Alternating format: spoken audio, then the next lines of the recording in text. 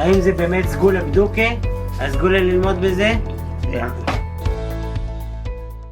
Erev Tov, good evening. Dobra Vayetzei. We are in the Zera Shimshon on Parshas Vayetzei. We're going to be learning Osches, section number 8. Before we do, let's take a look at a pasuk from the Parsha that the Zera Shimshon is going to analyze. This is Perek Chaf Tes, pasuk Yud Aleph.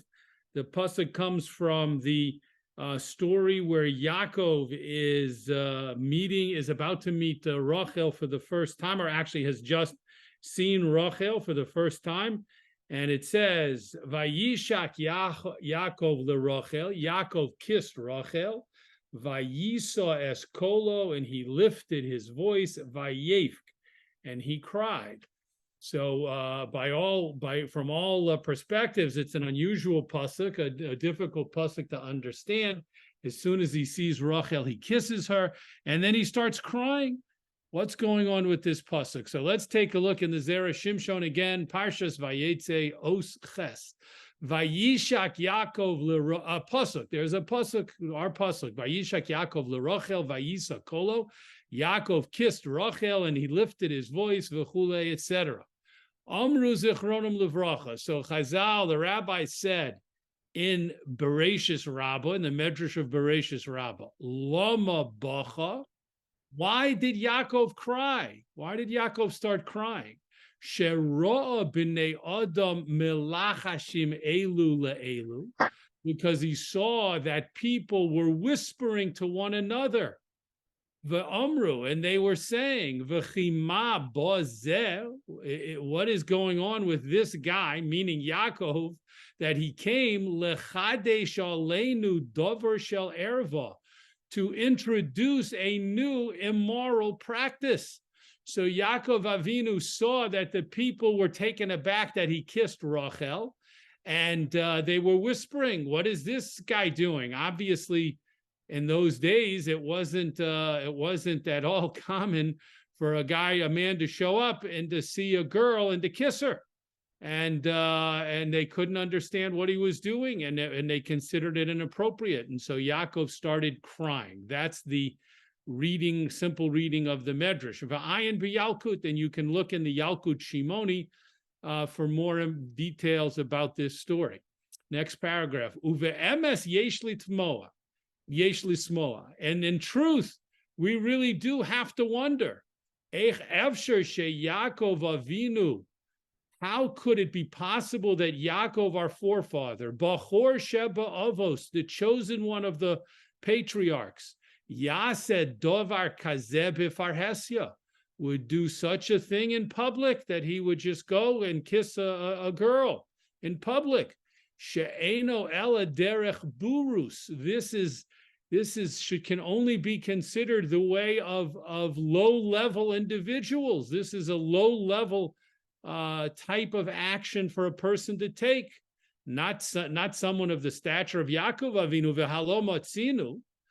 And is it not true that we find she'amru b'perakama de Basra, that we in the first chapter of Meseches Bava Basra, Avraham, the Gemara tells us over there that the patriarch Avraham, afilu b'didei, even with his own wife, lo mistakel, he would not look at her. He did not make it a regular practice to look at women, and he extended that in order to train himself. He extended that even to his own wife. Doesn't mean he never looked at her. It just certainly means in public he wouldn't stare at her. He wouldn't look at her. Ve'ech efsher sheYaakov milvad ra'osa. And how is it possible that Yaakov, besides for looking at Rachel, dichsiv, as the pasuk says, Vayehi ka'asher ra'a Yaakov es Rachel, and it was when Yaakov saw Rachel. That's the pasuk immediately preceding our pasuk that we read. So the Torah tells us Yaakov saw Rachel, and then in one pasuk, and the next pasuk he kissed Rachel.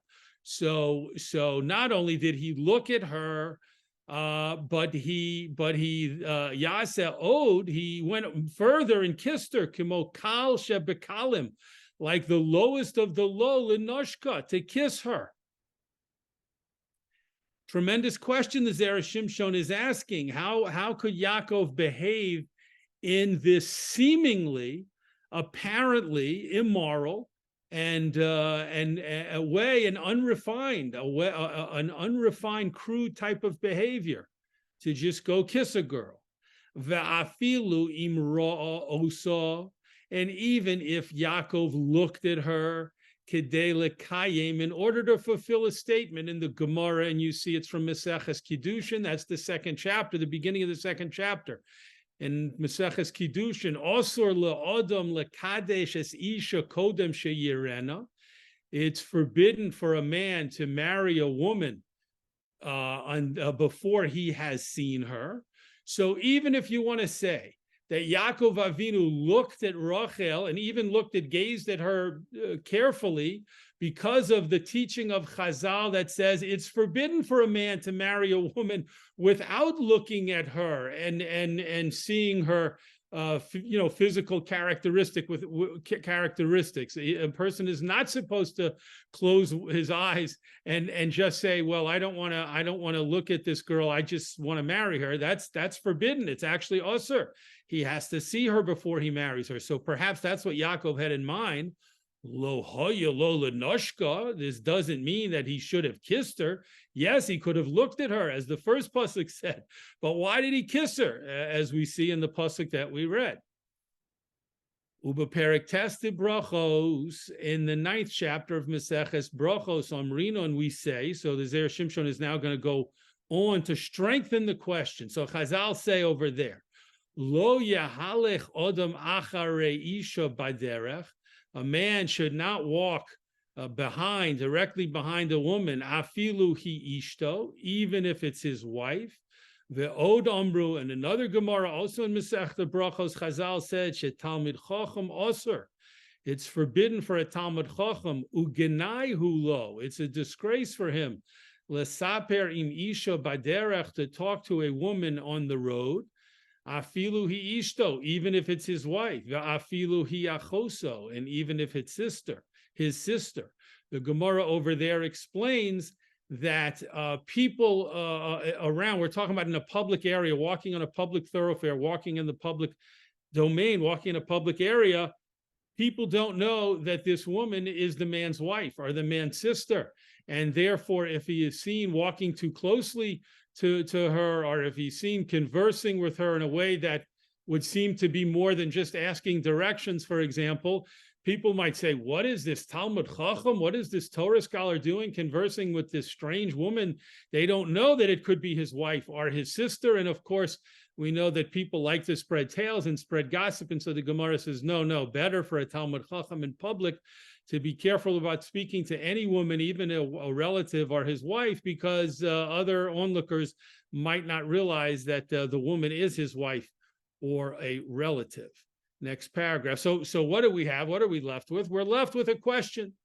We're left with the how do we understand the Medrash, what it told us about Yaakov crying because people were whispering, and how do we understand the general behavior of Yaakov right from the Torah itself, that as soon as he saw Rachel, he kissed her, when this seems to be a highly inappropriate act.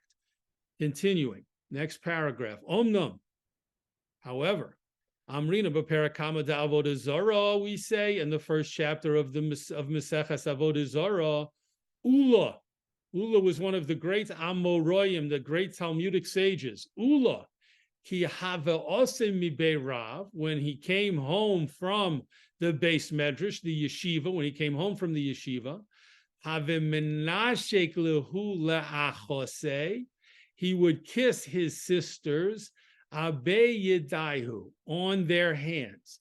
Ve'omri law, and others say abe chadaihu, on their chests. And if you look in the Meforshim over there, they explain, what does it mean, chests? It means near the heart, above the heart. And we'll get back to that. We'll circle back to that. But that's what Ula used to do. So the Gemara says, upliga dide adide. This action of Ula, of kissing his sisters, seems to contradict something that he himself taught. To Omar Ula, because Ula taught Shum kriva be'alma osir. any kind of physical contact with a woman who is forbidden to a man, who is considered one of the arayos to a man, any kind of physical contact with her is forbidden. Mishum lech amrina nazira, because of another statement in the Gemara which says, go, we say to a nazir, sechor, go around, lecharma, to the vineyard, lo tikrav, don't come close to a vineyard. Let's pause to understand that.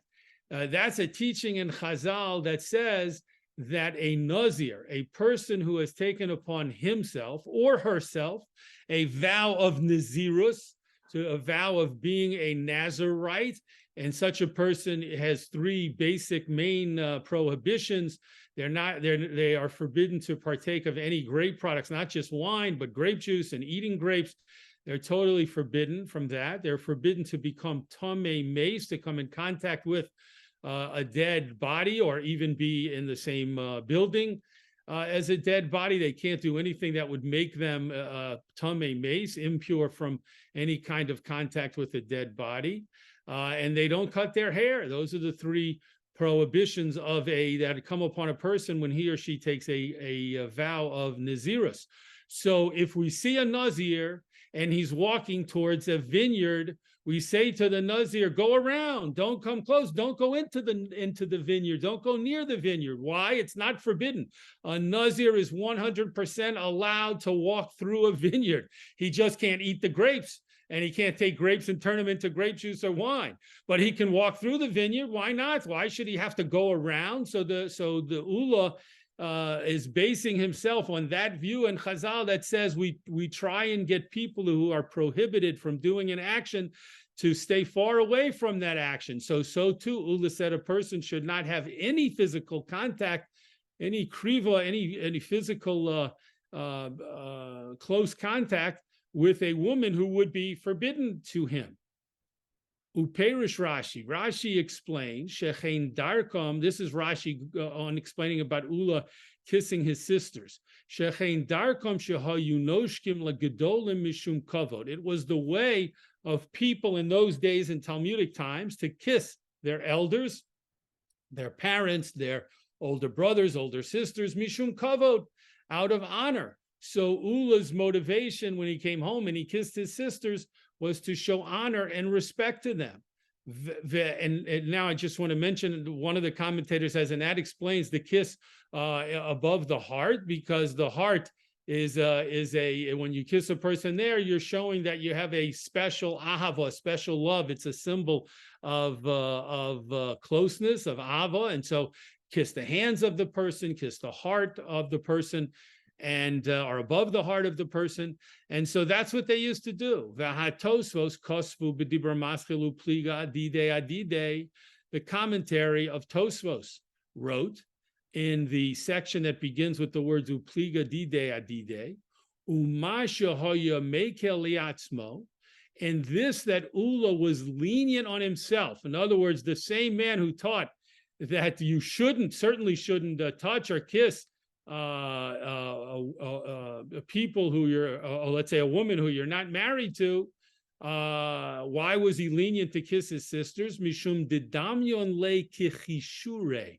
This is a quote from another Gemara in Ksubis, that says that the women were similar to him to beams of wood. In other words, what the Gemara means over there is that some of the great members of Chazal, some of the great holy sages, had reached the type of madrega, had reached the type of spiritual level where there was no temptation, and certainly not any lust, but not even any temptation whatsoever when they looked at a woman or when they came close to a woman, because they had reached the point where a woman was not any more enticing to them or attractive to them than a piece of wood. There wasn't an issue of arousal or attraction. And Ula, Tosfos says, Ula was on that level, and that's why he allowed himself to go seemingly against his own ruling and kiss his sisters. However, Tosfos says that ruling of Ula's stayed in place for other people, for regular people. So that's a way of understanding the contradiction, the apparent contradiction from Ula's behavior to his halachic views. His view was, for all in general, for regular people, you should not do this thing. However, he himself did it because of his level, his exalted spiritual level, which allowed him to view women in a very different way than most men do. Upirish Maharsha, the commentary of the Maharsha, explains, Divrehem, the words of Tosfos, Dimitam Zeh Shehayemekil Liatzmo, since for this reason Ula was lenient for himself, lo poligo dide adide, then there is no more contradiction. It resolves the apparent contradiction of Ula between his words and his actions, as we just said. The Hashas Kitzer, and the Gemara was very terse, b'makom she'amru laharich, in a place where they could have said more to explain why it wasn't a contradiction. V'ayin sham, and look over there in the Maharsha.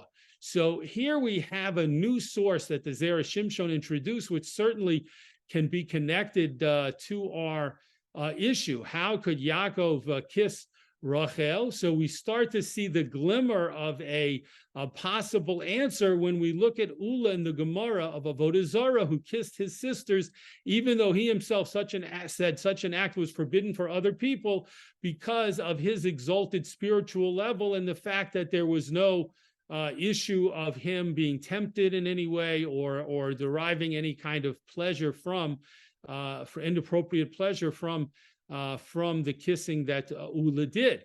So perhaps the Zera Shimshon, as we'll see, will use that as he starts to develop his explanation to the Medrash in the first paragraph. Next paragraph. V'hachenami Yaakov lo noshka elekadei lasos lo kavod. There it is.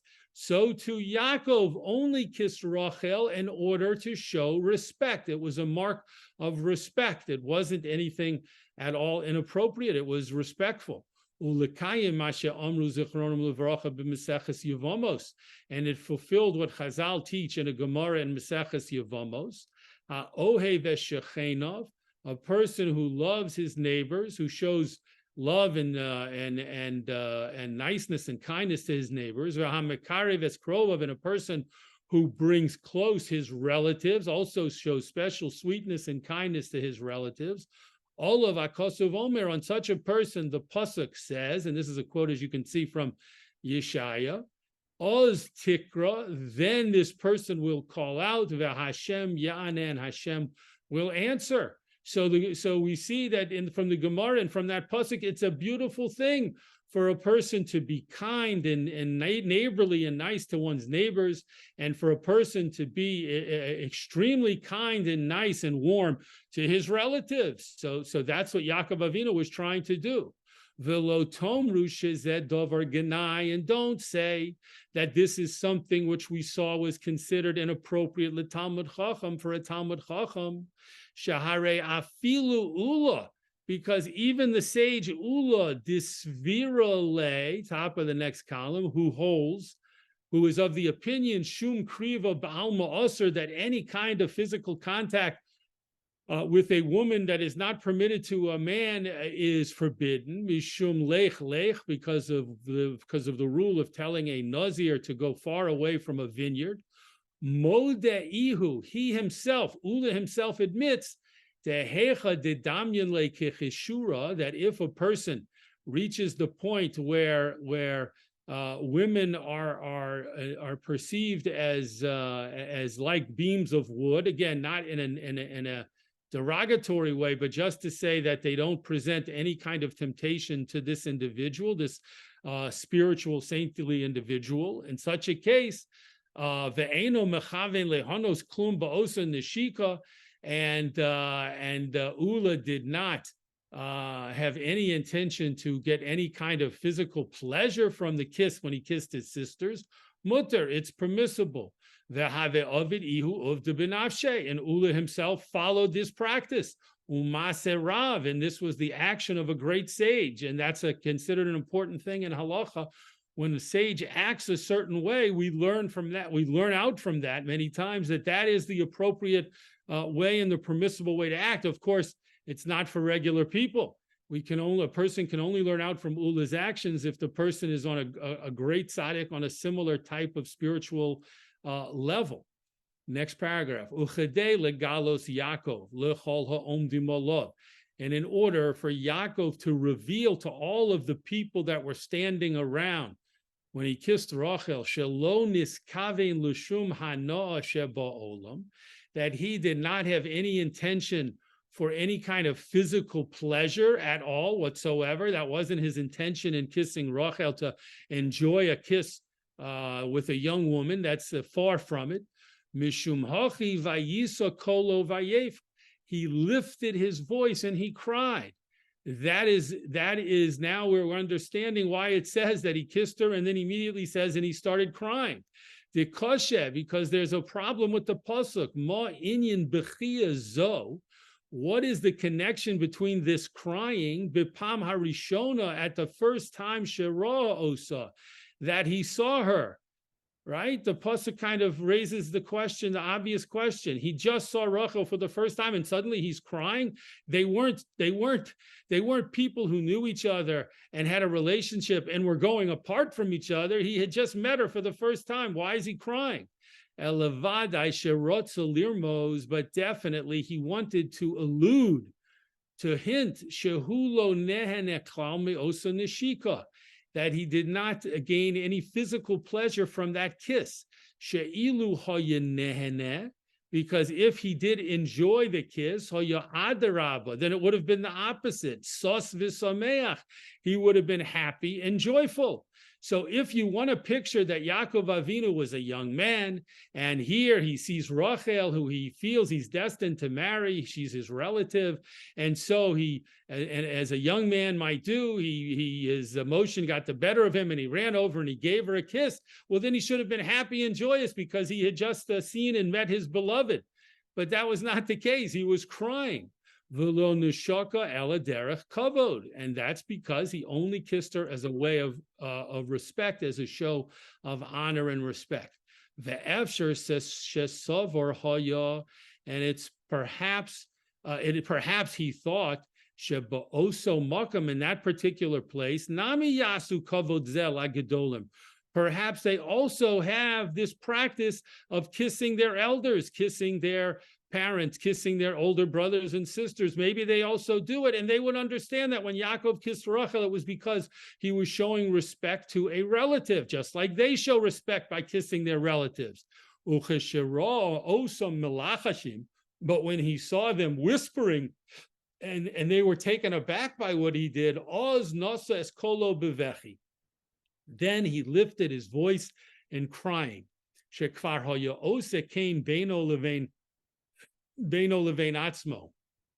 Because he was already crying to himself. Here the Zera Shimshon is introducing a new idea. He says that when the pasuk says he lifted his voice to cry, it means he was already quietly crying. Yaakov was already quietly crying. And then now he lifts his voice to cry so everyone can hear him. Why was Yaakov crying already before he even thought about the onlookers? Because he wanted to make sure that his Yetzer Hara was subdued and didn't take any power over him, God forbid. He kissed Rachel, and he wanted to absolutely ensure that at no point would any thought come into his head from the Yetzer Hara, oh, isn't it nice to kiss this young girl? None of that. Just respect and honor for a family member. V'hizkir lo yom hamisa, and he reminded himself about the day of his death, of the day of, like every person, they have a day in the future when they're going to die. As we say in the first chapter of Meseches Brachos, v'im lav, if a person is having a hard time subduing his Yetzer Hara, after doing certain things over there that the Gemara recommends, Yizkor lo yom hamisa, then ultimately he should remind himself of the day of his death, and this will should certainly subdue his Yetzer Hara.